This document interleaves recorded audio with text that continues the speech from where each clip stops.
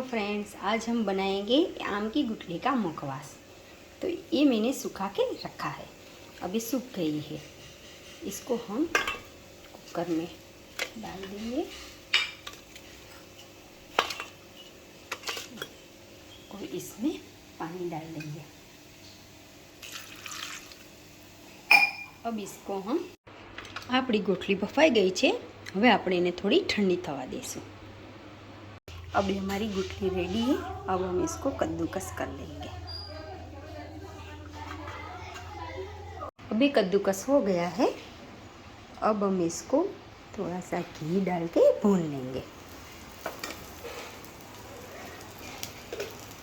और इसमें डालेंगे स्वाद अनुसार नमक और 1 चम्मच जितना हम डालेंगे संचर पाउडर।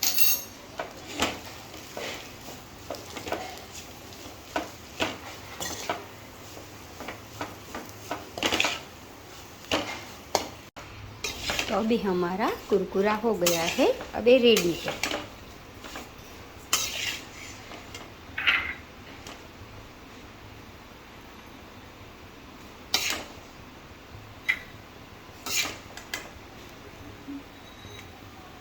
ये हमारा ये गुठली का मुखवास।